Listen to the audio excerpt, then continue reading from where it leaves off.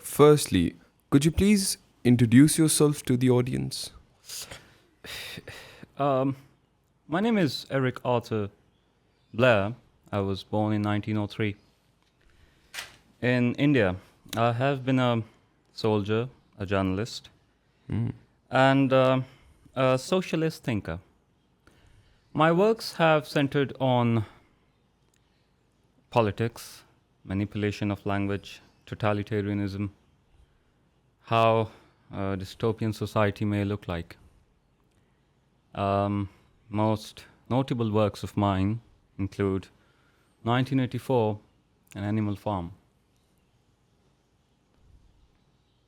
Why did you choose George Orwell as your name, as your pen name? Two reasons primarily. First, it offered me anonymity. Hmm. Um, I had the liberty of expressing my ideas with liberty. And the second reason is that I wanted to separate my personal life from my professional life. Now, the name George was opted because of its simplicity, while the name Orwell was inspired from my affinity towards River Orwell in Suffolk, England. That is how I got my pen name, George Orwell. Most of the people do not know that, but that's the fact. While many are familiar with your works, there might be some who are just getting acquainted with your literary contributions. Can you enlist your literary works for us? I have penned many works, which include both fiction and non-fiction. But I'll mention three because of their notability. I wrote a novella, Animal Farm, in 1946.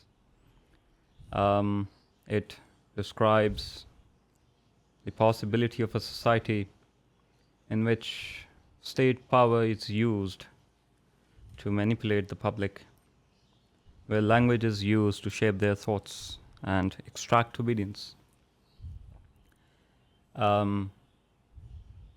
It also explores the possibility of a dictatorship. An essay, Politics in English Language, I wrote in 1946. In it, I discussed the relationship between language and political manipulation. In 1949, I wrote 1984. It describes a society that is under dictatorship, totalitarianism, a dystopian society where individuals are kept under constant surveillance. Individual liberty is erased, all human thought is sacrificed at the altar of the party. And there have been many other works, but these three remain the most notable. Thank you for the introduction. For those who might not be familiar with it, could you give us a brief overview of your work, Animal Farm? It's an allegorical tale. The plot is something like this. There is a farm owned by Mr. Jones. The name of the farm is the Manor Farm. Mr. Jones owns many animals: pigs, horses, donkeys, chickens, mares, dogs. One of the pigs, Old Major, the oldest pig among them all, perhaps the most visionary among them, summons all the animals to his barn one night. He inspires them to launch a revolution against all the human beings that rule the animals. He describes how their life would be better off once human beings are eradicated from their lives.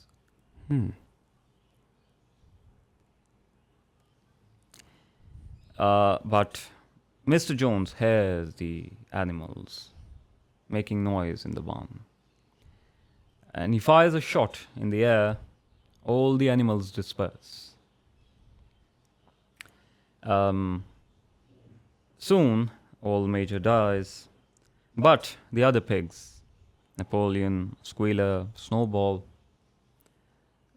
they study the ideas of the old Major, launch a revolution a few days later. The animals, under the leadership of the pigs, are able to drive Mr. Jones out of the farm. They collectively own the farm afterwards. They name the animal farm, they name it the Manor Farm, the Animal Farm afterwards. The next morning, they wake up happier, prosperous, in the illusion of successful revolution. They enjoy their moments. But novella describes that gradually, slowly, the pigs assume power among them. They become dictatorial, use language. They use the army, the dogs, to keep all the animals in control. My work has described how revolution, the possibility, is just an illusion. My work has described how equality leads to further inequality, how power corrupts even the most sincere, or perhaps even the most cunning. Thank you for that overview. In Animal Farm, you delve into various political and philosophical concepts. Could you elaborate on the ideas you aim to convey through this allegorical tale? What deeper themes does this text embody? Uh, I have tried to explore many ideas. It's up to the readers how the readers, after going through the text, try to interpret the piece of fiction. But let me illustrate a few points that I aim to communicate to the audience through my work. The first is the illusion of revolution, as I have previously discussed, that revolution is not the answer to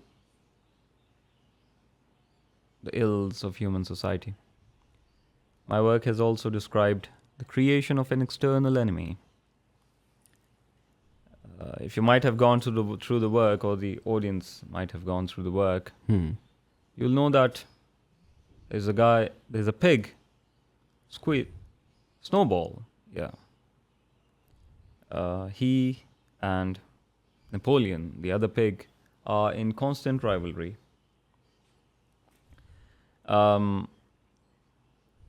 Eventually, Napoleon is able to drive Snowball out of the farm.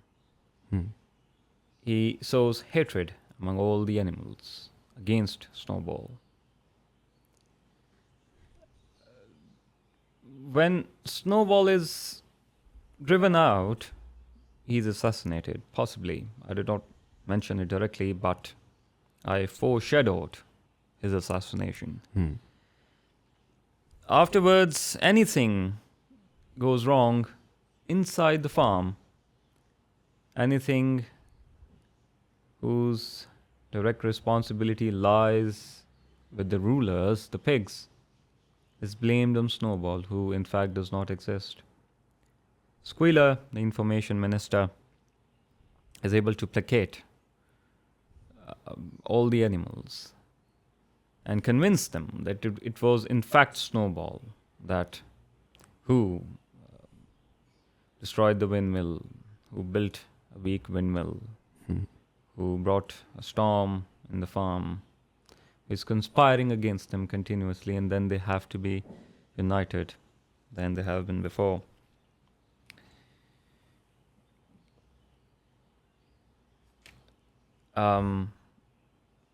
It also talks about state control, how dogs, the police. The deep state is used to keep the public, the animals, in constant surveillance, in constant control, to make them do what the elite wants them to do. And then there is the use of language. Popular catchphrases such as Napoleon is always right are conveyed through to the animals, through the information minister, Squealer, to brainwash the animals and to prevent any possibility of critical thinking. Now, if you might have read the work, you'll come across an incident regarding a windmill when Snowball and Napoleon try to convince all the animals, especially the boxer, the most hard-working donkey out there, to build a windmill that will solve all the problems of all the animals. They won't have to work anymore. They do not have to plow the fields anymore. They can rest in their homes, in their barns. Hot water and cold water will be supplied to them whenever required. But at a later stage, when the windmill is built, this does not happen. The windmill, in fact, adds to the wealth and power and influence of the pigs out there. And there are other things as well. My work has also talked about how the public assumes that their leaders are flawless in character and nature. I may describe an example from the novel that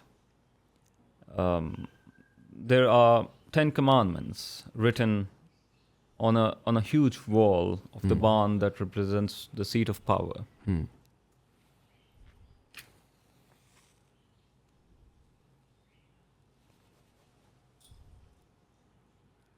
The 10 commandments are many. Some of them state that no animal shall drink to excess. Now, it states that no animal shall drink alcohol. But after the pigs become powerful, one of the pigs is caught drinking in the barn. The animals catch the pig red-handed. But the pig is able to rewrite the history. He's able to convince them that he has not committed any crime. The animals argue that yes, he has. The pig, in response, takes them to the grand wall with all the 10 commandments. And they see that it's not written, no animal shall drink. But instead, it's written, no animal shall drink in excess. By doing this, by rewriting history, by creating narratives, the pig is able to convince the animals that he is flawless and he has not committed any crime.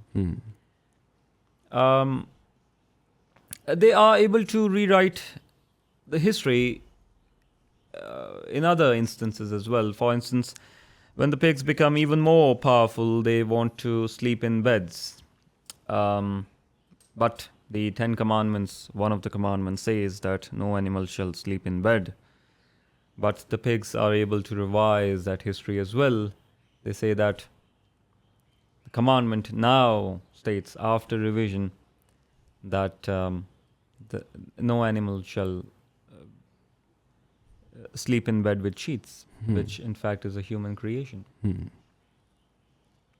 At the end of the novel, at the end of the tale, Napoleon, in Napoleon's leadership, all the pigs are able to rename the farm back to the manor farm because all the ideals of the animal farm are eradicated.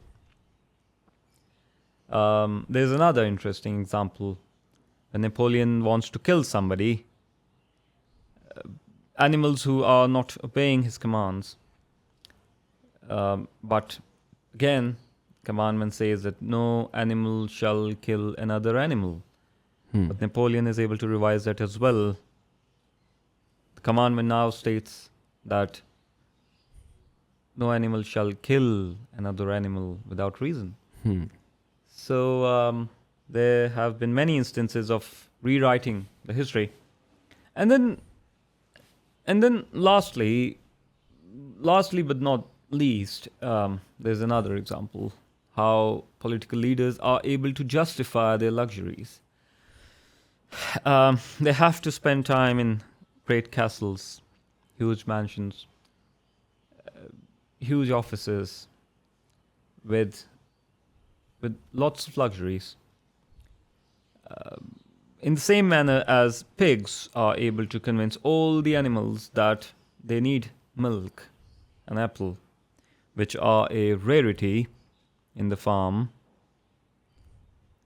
because they are in fact brain workers. So these have been some of the instances, examples, ideas, cautions I have conveyed through my work.